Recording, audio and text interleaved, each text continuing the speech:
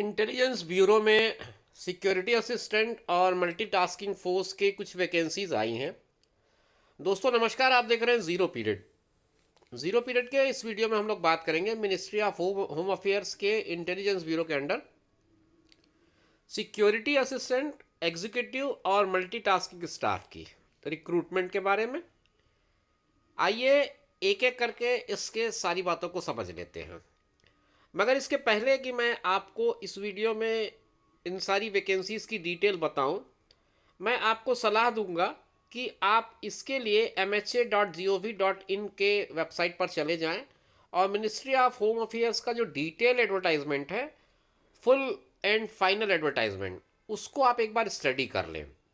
जैसा कि इस नोटिफिकेशन के साथ ऊपर लिखा हुआ है, the candidates are advised in their own interest to go through the detailed advertisement available in the website of MHA to ensure that they fulfill the eligibility criteria as well as other requirement before filling of the online form। तो ये आप भी कर लें ताकि आपको किसी तरह का कोई कंफ्यूजन ना रहे। तो आइए समझते हैं इस विज्ञापन में कौन सी बातें हैं जिसको आपको जानना चाहिए इस फॉर्म को भरने से पहले। Security Assistant, Executive and Multitasking Staff General Examination 2022. Online applications are invited from Indian nationals for direct recruitment to the post of Security Assistant, Executive and Multitasking Staff General MTS in the following subsidiary intelligence bureaus: Ministry of Home Affairs, Government of India। एक table ए करके वो अलग state wise देता है कितनी कितनी vacancies कहाँ कहाँ हैं। उसमें अगरतला से लेकर के आगे अल्फ़ाबीट ऑर्डर पे है, तो आप इनको देख सकते हैं। इसका डिटेल एडवर्टाइजमेंट आप डाउनलोड करेंगे तो आपको ज़्यादा सहूलियत होगी नंबर ऑफ पोस्ट को समझने के लिए।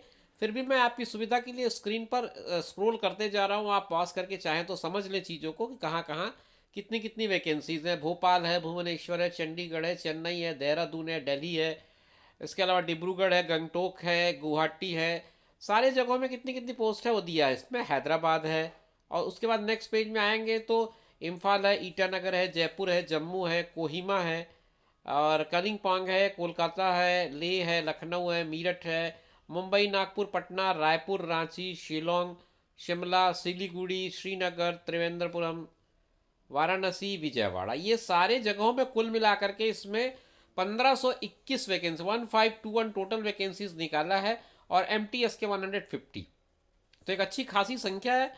हालांकि इसमें पूरे देश में कंपटीशन है, तो आपको अगर इसमें इंटरेस्ट है, आप इसकी पूरी एलिजिबिलिटी फुलफिल करते हैं, तो आपको ज़रूर इसमें अप्लाई करना चाहिए।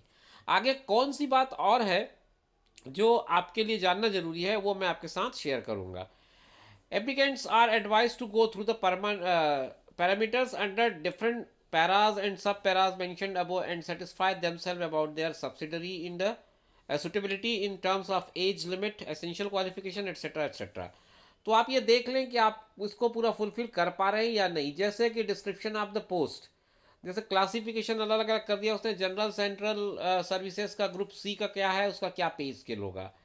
उसके बाद एसेंशियल क्वालिफिकेशन उसमें क्या होगी, मेट्रिकुलेशन होगा, 10th पास आर इक्विवेलेंट। फिर उसके बाद आपको डोमिसाइल सर्टिफिकेट होना चाहिए, state against which candidate has applied. जिस स्टेट के लिए आप अप्लाई कर रहे हैं वहाँ का आपके पास डोमिसाइल होना चाहिए। और फिर उसका नॉलेज ऑफ लैंग्वेज उसमें दिया हुआ है, कौन सी लैंग्वेज आपके लिए उस स्टेट के रिगार्डिंग ज़रूरी है। फिर desirable qualification, field experience in intelligence work, और एज लिमिट इसने दिया 27 ईयर्स का। तो ये सारी चीज़ें हैं जो आपको जब आप डिटेल्ड एडवर्टाइजमेंट पढ़ेंगे तब आपको समझ में आएगा। इसके अलावा एक दो चीज़ें और है जो मैं चाह रहा था आपके साथ शेयर कर दूँ। इसमें एग्ज़ाम जो होंगे वो कैसे होंगे। टीयर 1 होगा कॉमन फॉर एसए और एग्जीक्यूटिव दोनों के लिए। MTS के लिए भी यही होगा, 100 नंबर का पेपर होगा। इसमें जनरल अवेयरनेस है, क्वांटिटिव एप्टीट्यूड है, न्यूमेरिकल एनालिसिस है, लॉजिकल एबिलिटी है, रीजनिंग है, इंग्लिश लैंग्वेज है, जनरल स्टडीज़ है, और फिर निगेटिव मार्किंग भी है 1/4 का। फिर टीयर 2 होगा, ये ऑफलाइन एग्जाम होगा, डिस्क्रिप्टिव टाइप होगा, ट्रांसलेशन होगा एक पैसेज का 500 वर्ड्स का लोकल लैंग्वेज में, और डायलेक्ट होगा to English and vice versa, ये 40 नंबर का होगा। फिर स्पोकन एबिलिटी होगा टीयर 2 में, ऐसे और एग्जीक्यूटिव दोनों के लिए। और फिर लास्ट में इंटरव्यू होगा टीयर 3 में। तो 3 टीयर्स में ये डिवाइडेड है, 100, 40 और 10, 100। फिर उसका 50 मार्क्स का आपका लास्ट का इंटरव्यू। तो 200 मार्क्स ऑलमोस्ट इसमें हो जा रहे हैं पूरी मेरिट लिस्ट बनते तक। अब इसके बाद ये कहता है हाउ टू अप्लाई।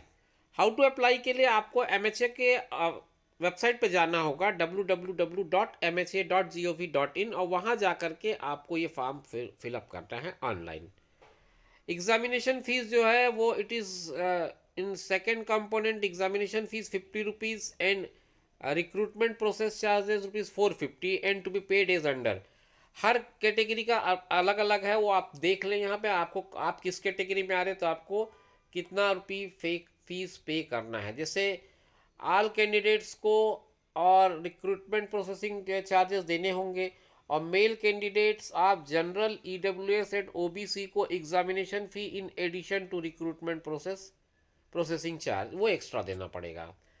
तो इस तरह से इसने बताया है आपको फीस पे करने का तरीका। अब आप ये अप्लाई कब तक कर सकते हैं वो हम समझ लें। क्लोजिंग डेट होगा 25/11/2022। 25 नवंबर तक आप ये काम पूरा कर लें।